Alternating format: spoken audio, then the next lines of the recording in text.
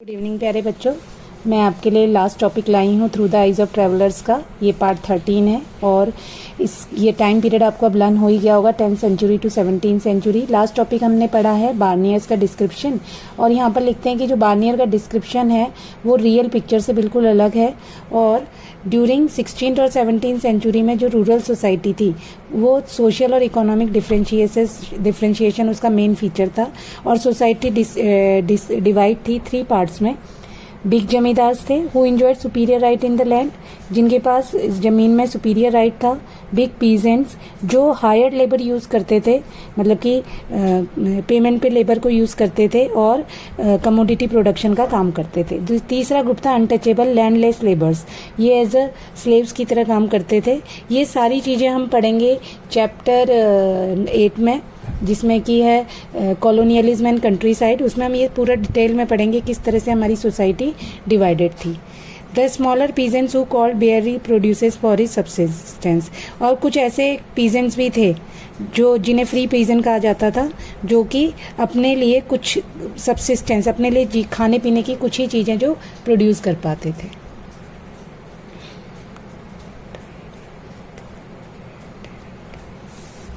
मत कर विराज, इसकी स्मेल से मेरी खोपड़ी घूम जाती है।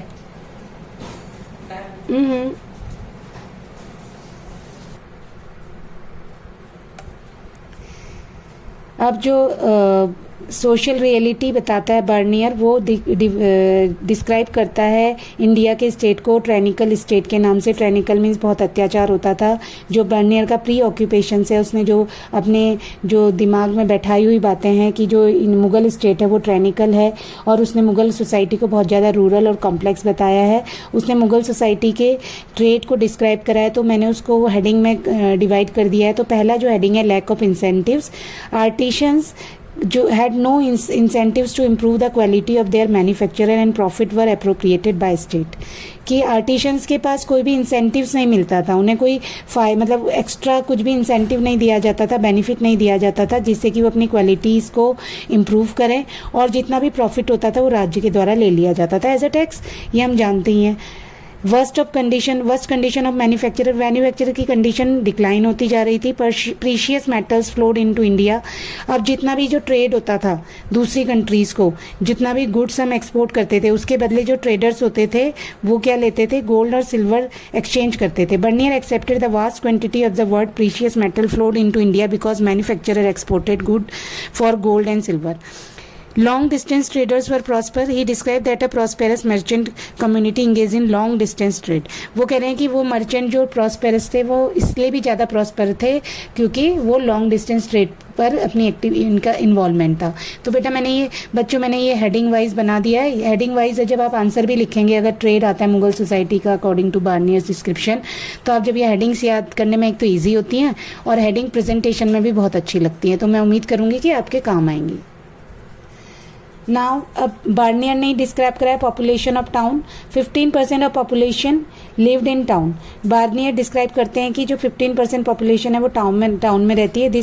और ये पॉपुलेशन अर्बन पॉपुलेशन जो वेस्टर्न यूरोप है उससे बहुत ज़्यादा है, मतलब कि गांव में रहने वाली पॉपुलेशन शहर में रहने वाली जो अर्बन पॉपुलेशन है वेस्टर्न यूरोप की उससे बहुत ज़्यादा है। और कैंप टाउन्स डिस्क्राइब करा है बर्नियर ने। जो मुगल टाउन्स हैं उनके कैंप टाउन्स कराया। कैंप का मतलब होता है टेम्परेरी टाउन्स। बर्नियर डिस्क्राइब करते हैं कि Mughal cities as a camp towns. It means towns are own their existence and dependent for the survival on imperial camp, कि जब तक राजा साम्राज्य रहेगा, राजा का कैंप रहेगा, राजा जब तक उस एरिया में रहता है तब तक टाउन बनते हैं, और जैसे मतलब कि उनका टाउन की जो स्टेबिलिटी है वो राजा के सर्वाइवल पर डिपेंड रहती है। राज्य के साम्राज्य के जो राजा की किंगडम है जब तक वो चलेगा, राजा जब तक रहेगा तब तक टाउन रहते हैं। ही believe these came into existence when imperial court moved in and rapidly decline when it is moved out. अब वो ये भी डिस्क्राइब करते हैं कि जब कोई नया दरबार यहाँ पर आता है तो नया मतलब कि तब टाउन सेटल हो जाते हैं। और अगर राजा का मतलब राजा का कोई डिस्ट्रॉय हो जाता है या कोई किंगडम डिस्ट्रॉय हो जाता है तो टाउन भी ख़त्म हो जाते हैं rapidly. Imperial patronage, towns did not have visible social and economic foundations. They were dependent on imperial patronage. Towns का अपना कोई social और economic कोई foundation नहीं है, कोई base नहीं है, वो केवल imperial patronage पर depend है। Kinds of town कितने टाइप के हैं? मैन्युफैक्चरिंग टाउन है जैसे इंडस्ट्रियल प्लेस होता है, ट्रेडिंग टाउन है जहाँ पर ट्रेड होता है, पोर्ट टाउन है, पोर्ट टाउन मीन्स जहाँ से सामान कोस्टल एरिया के पास जो होगा जहाँ से एक्सपोर्ट और इम्पोर्ट होगा। सेक्टर टाउन्स जो बहुत ज़्यादा मंदिरों के आसपास होंगे। पिलग्रिमेज भी टाउन्स जैसे कि जो धार्मिक स्थलों के पास टाउन होते हैं। There was a prosper class, merchant and professional class, वहाँ पर एक प्रॉस्पर क्लास भी है जिसे मर्चेंट एंड प्रोफेशनल क्लास कहते हैं। अब मर्चेंट क्लास को उन्होंने कैसे डिस्क्राइब करा है? एक महाजन की एक सोसाइटी बताया गया है। Merchants often had strong community और किन टाई। जो मर्चेंट्स हैं एक तो उनकी जो कम्युनिटी है बहुत स्ट्रांग होगी, और फैमिलीज, किन टाइज का मतलब आपको याद रखना है फैमिलीज का बहुत स्ट्रांग बॉन्ड होगा। They were organize into their own caste cum occupational bodies. अब वो अपनी ही कास्ट में ऑर्गेनाइज होंगे, उनका अपना ऑक्यूपेशनल होगा। जैसे कि हम कहते हैं ये जो हम ट्रेडिंग, अभी भी हमारे यहाँ जो बिजनेस क्लास है वो किस पर डिपेंड है? जैसे कि हमारे जो इंडिया है वहाँ पर जो ट्रेडर्स होते हैं, मर्चेंट्स होते हैं, उसमें बनियों का जो समाज होता है उसमें अग्रवाल होते हैं, गर्ग होते हैं, मित्तल्स होते हैं, जैन होते हैं, तो इनका एक अपना ग्रुप होता है और वो उसी से एसोसिएटेड होते हैं। These groups were called mahajans in western India. अब जो ये ग्रुप्स हैं ये क्या कहलाते हैं? महाजन कहलाते हैं वेस्टर्न इंडिया में। और इनके जो चीफ होते हैं, हेड होते हैं, उसे सेठ बोलते हैं। नगर सेठ एक हेड मतलब एक नाम है किसका? जो अहमदाबाद के महाजन हैं वो उनके जो चीफ हैं मर्चेंट कम्युनिटीज़ के, उनको नगर सेठ कहा जाता है। अब दूसरी प्रोफेशनल क्लास भी बताई गई हैं इस अकाउंट में, इस ट्रेवलिंग अकाउंट में। उसमें फिजिशियन हैं, टीचर्स हैं, लॉयर्स हैं, पेंटर्स हैं। पेंटर्स मीन्स ये आर्टिशंस हैं। फिजिशियन हकीम और वैद्य, टीचर्स पंडित और मुल्ला, लॉयर्स वकील, पेंटर्स आर्किटेक्ट, म्यूजिशियन, कैलीग्राफर्स, ये सब इसमें आ जाएंगे। आर्किटेक्ट्स ये सब आ जाएंगे आर्टिशंस में। तो इस तरह से सोसाइटी में दूसरे प्रोफेशंस भी हैं। Now one classes of dependent. अब कुछ ऐसे ग्रुप भी है लोगों का जो दूसरों पर डिपेंड है काम के लिए, अर्निंग के लिए। सम पीपल सर्व और डिपेंडेंट ऑन इम्पीरियल पैट्रोनेज। कुछ लोग सर्व करते हैं या डिपेंड होते हैं इम्पीरियल पैट्रोनेज पर, और कुछ डिपेंड होते हैं अदर पैट्रॉन्स पर, दूसरे जो उनको सिक्योरिटी प्रोवाइड करते हैं या काम देते हैं या उनको इनकम देते हैं।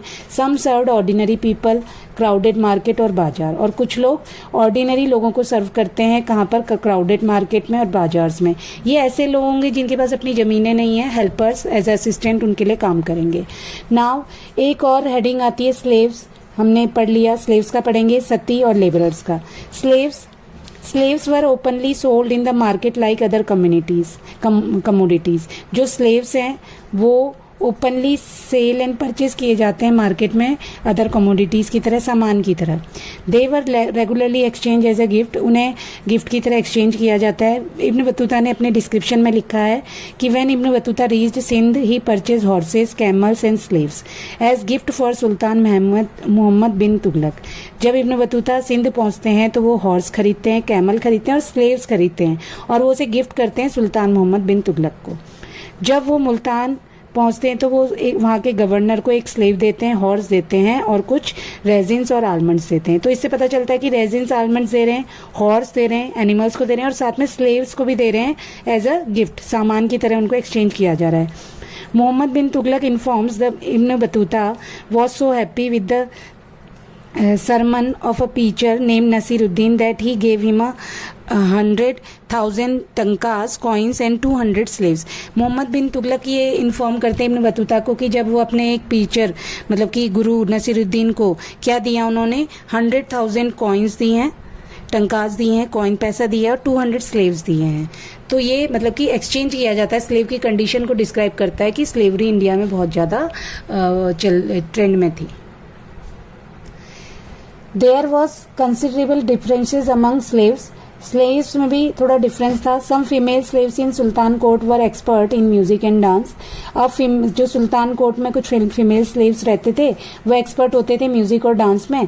Female slaves were also employed by the sultan to keep a watch on nobles. Female slaves इसलिए भी रखे जाते थे कि वो उनके जो नॉबल्स होते थे, उनके जो सीनेटर्स होते थे या उनसे जो आगे जो एडमिनिस्ट्रेटिव ऑफिसर्स होते थे उन पर नज़र रखे जा सके. हम ये मूवीज़ में भी देख सकते हैं. इंडियन मूवीज़ में अगर हम ओल्ड इंडियन मूवीज़ देखेंगे तो दासियाँ, बहुत सारी स्लेव्स होते थे जो एज अ सर्वेंट काम करते थे. Slaves were generally use for domestic purpose. Ibn Battuta found their services indispensable for carrying nobles और पैलेंक्विन डोलास. अब इब्न बतूता ने उनकी सर्विसेज को इस तरह से बताया है कि वो नोबल्स और को पैलेंक्विन जो डोली होती थी, पालकी होती थी, उसको कैरी करने के लिए भी यूज़ करते थे. Price of slaves, particularly female slaves required for domestic labor was very low. अब ये जो स्लेव का प्राइस है, जो डोमेस्टिक पर्पस के लिए फीमेल स्लेव्स का प्राइस होता था, बहुत कम होता था. कंडीशन ऑफ वीमेन, अब यहाँ पर भी मैंने डिवाइड कर दिया हेडिंग में. European writers often highlighted the treatment of women differentiate between western and eastern societies. कि यूरोपियन राइटर्स ने हमेशा वीमेन की कंडीशन को डिफरेंशिएट किया है यूरोपियन और एशियन सोसाइटीज़ के बीच में. सती जो बर्नियर है डिस्क्रिप्शन करता है सती का.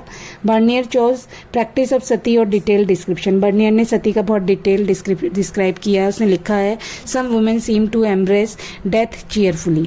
कुछ वीमेन को दिखाया जाता है कि वो डेथ को बहुत खुशी खुशी गले लगा रही हैं. Other were force to die. और कुछ वीमेन को जबरदस्ती मरने के लिए फोर्स किया जाता है. But women lives revolve around much else beside the practice of sati. और जो वीमेन होती हैं उनकी जो लाइफ है वो सती के चारों ओर ही घूमती रहती है. Their labour was crucial in both agriculture and non agriculture production. अब उनका जो काम है, उनकी जो मेहनत है, एग्रीकल्चर और नॉन एग्रीकल्चर प्रोडक्शन में दोनों में ही वो बहुत इंपॉर्टेंट हैं. Some women from merchant families participated in commercial activities also. जो मर्चेंट फैमिलीज़ की वुमेन थी वो कमर्शियल एक्टिविटीज़ में पार्टिसिपेट करती थी. और सम टाइम वो मैंने इसके रिकॉर्ड भी मिले हैं कि जो मर्केंटाइल डिस्प्यूट्स हैं वो लॉ कोर्ट तक भी गए हैं. It therefore seems unlikely that women were confined to private spaces of their homes. कि वीमेन को फिर भी प्राइवेट स्पेसेस तक ही रखा गया है. चिल्ड्रन, मैं उम्मीद करती हूँ कि आपको ये टॉपिक क्लियर हो गए होंगे और आप इसे पढ़ेंगे, हेडिंग से भी पढ़ेंगे. और कल से हम नया चैप्टर स्टार्ट करेंगे सूफिज्म, और चैप्टर 6 है जो. और उम्मीद करती हूँ कि आपको ये टॉपिक पसंद आ रहे होंगे. Please like, share and subscribe. Thank you very much. और मैं आपको ये इन्फॉर्मेशन भी देना चाह रही थी कि मैंने पॉलिटिकल साइंस के भी लेक्चर इसी में इन्वॉल्व कर लिए हैं. एक ही चैनल में पॉलिटिकल साइंस हिस्ट्री के लेक्चर प्रोवाइड होंगे. Thank you very much children.